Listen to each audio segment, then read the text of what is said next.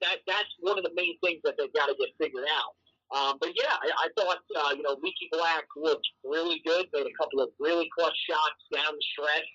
Really did a pretty good job, as you mentioned, of taking away Zaire Williams. I think part of that was that Zaire Williams got a little frustrated with some of the foul calls, but at the same time, Leaky really just did a really good job of taking away an extremely versatile player, a guy that when we watched, when we were watching that game, me and Josh said to each other, okay, this guy is. We understand why he was ranked as highly as he was. This guy can play. So Carolina did a really good job to win that game. That was a big win. I mean, that's the thing. I think, everybody looks at the fact that they don't have a ranking next to their name, whatever. It really doesn't matter. That team is a team that we're probably going to look at and say, if there's anybody out of the Pac-12 that makes the tournament, it's probably them or Oregon. Those two teams are the only teams in the Pac-12 that are really all that legit. So, yeah, I think that's a really big win for Carolina, but unfortunately, they just couldn't parlay it over into the game against Texas yesterday. Yeah, and specifically on the turnovers, I mean, to me, it was lackadaisical, lazy, live ball turnovers that turned into 2 points the other way. I think Love had 4 turnovers at least. Baycott had 4 turnovers. Leaky Black had it. I remember from watching it, a lot of them for Caleb Love struck me as just kind of lazy passes and just not really focused or completely dialed into the game. For Leaky Black, he drove the baseline a few times and the trail defender followed him and just picked him. That's stuff that hopefully they can become more aware of their surroundings. Have better passes and get buttoned up pretty quickly. Even Roy made the comment that he hopes Caleb Love learned to not turn the ball over. Now, I'm not trying to sit here and hate on Caleb Love. He is a freshman. He's done a lot of nice things, and I absolutely think that he has the talent and the drive to overcome those problems. But back to Stanford a little bit, absolutely. They're a team that going into it, we said, they are a defensive-minded team who always plays fundamentally sound and they're well coached. So anytime you can play a Power 5 conference team early in the season, not play your best game and come away with a win, it's absolutely a positive thing for moving forward.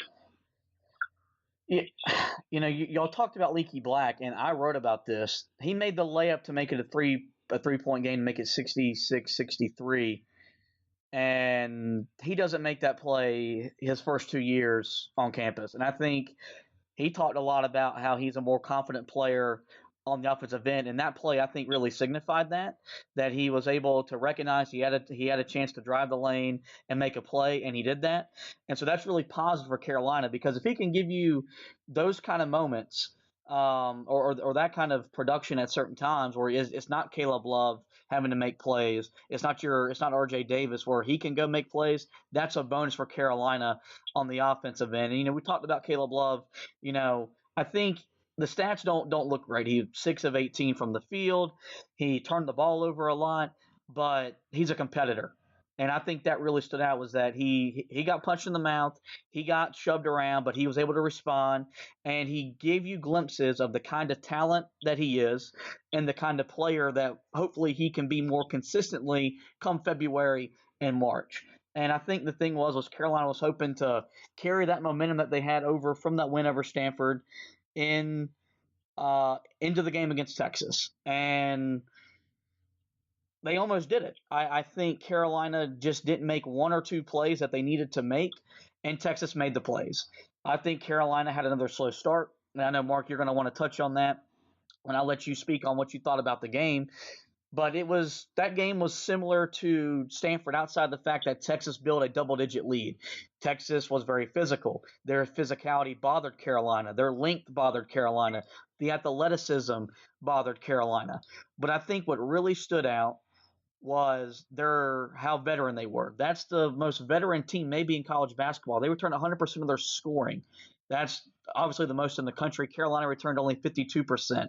And so I think even though Carolina did such a good job fighting back from being down as much as 14 or 16 and even taking the lead, when they had to make clutch plays, Texas was more comfortable making that. And Anthony, they ultimately did that. They made the buzzer beater, and they get another signature win over Roy Williams and the Tar Heels.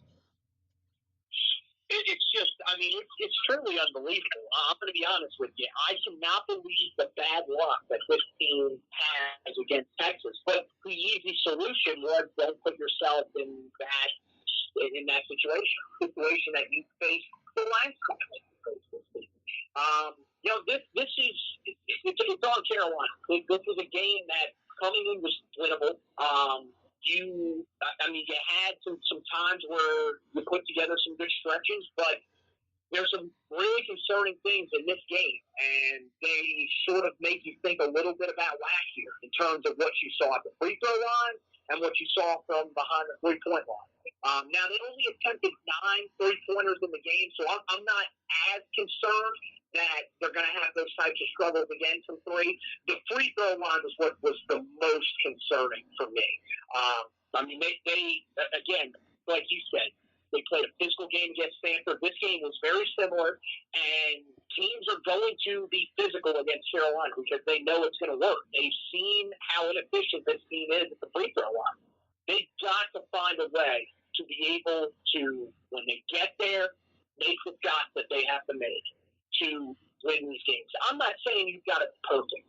It's understandable that some of your big guys maybe aren't going to shoot overly efficient, but that's part of it. That's something that you hope you can get worked out, but we're not going to see the days where we had Tyler Zeller at center, who was one of the best free throw shooters. That's not what this team possesses. But you still want to see guys that can make free throws. In that game, like I said, the only person that was making free throws out of the guys inside was Armando Bota. Nobody else could buy a free throw, pretty much, until late in the game when Garrison Brooks strung together 2 in a row. So that's the area where Carolina's got to get better. And then again, turnovers played a huge factor in this game. And it's just the other thing that's so frustrating about it, and you saw it a little more in this game than you saw it in the game against Stanford, was the fact that there were times where Caleb Love, R.J. Davis, they would get themselves into trouble. They would dribble to a spot and get themselves into a situation where they just would turn the ball over. That's something that you've got to be able to eliminate as the season goes along. You've got to learn from those mistakes. And, look, again, learning from the mistakes against Stanford in one day, having to turn around and play Texas, that's not easy. It's not normal to just, sit down and, okay, you got to play the next day. You can't really go over and look at what you did to mess up. You just pretty much have to show up the next day and play better. That's really all it is. That's not the case going forward. Really, the rest of the year, even when you get into the NCAA tournament, you're not going to have to face that. The only other scenario where you would have to face that would be the ACC tournament. But they've got to be able to work on those two things if they want to have success. And again, we've talked about it a lot. I think this tournament once again showed us they need to put the ball inside. That's where your most successful players are. Now, again, we're still going to need to see more efficiency from beyond the arc. And when we go inside, we need to see better overall shot choice from Garrison Brooks, who has taken some just very head-scratching shots throughout the start of the year. But I still think that overall, the vibe coming out of this tournament is still pretty good around Carolina. I know that there are some people that are saying on social media, this has the feel of last year. If you think that, I don't really know what to say to you, because this team is completely different than the team a year ago. That team a year ago would have probably went 1-2, if not 0-3 in this tournament. Now, again, they would have played different opponents. But with these opponents that were lined up, they probably would have gone 1-2 in this tournament. So I'm not going to be overly critical of them, but at the same time, it does leave you wanting a little bit more, because you felt that was a game that Carolina could have won. Yeah, I think we all know, but that was the most Texas-North Carolina basketball game ever. That is just the way that it always seems to end. When he hit that shot, I just said to myself, that's what Texas does to Carolina basketball on a consistent basis for whatever reason. For me, it was really a tale of two different halves in that game. We kind of got off to a sluggish start again. They built a big lead. Mainly because they were wide open from three. I thought that Carolina had a lot of very indecisive decisions and possessions on defense that left them wide open. Greg Brown hit a few, Courtney Ramey hit a few, Matt Coleman certainly hit a few. It was, we're kind of scrambling around. We didn't really look the most organized and to know who should be where and what they should be doing. So you take a pretty tough, I think it was 10 to 12 point halftime deficit, and then they come out within the first 5 to 7 minutes, and they crawl themselves right back into it. And they crawl themselves back into it by increased effort on the defensive end, certainly pounding the ball inside, owning the paint. Got some easy buckets. The big guys got some and ones. So there's a lot of positives to build from, although it was a tough and a frustrating loss. To me, though, why and when and how can we have this Carolina team come out and start the game the way that they started the second half against Texas? Because if they start the game like that, it sets an entire different tone for the game, what it looks like. We're the ones then holding the lead as opposed to trying to fight, claw, scratch, and kick back into it. And on the podcast for the preview, we talked a lot about, okay, what is a successful trip for Carolina to Asheville? And we all said that it depends. If they don't win it, it depends how they lose, when they lose, how they lose, and to who they lose. Texas is a good team. Nothing to take away from them.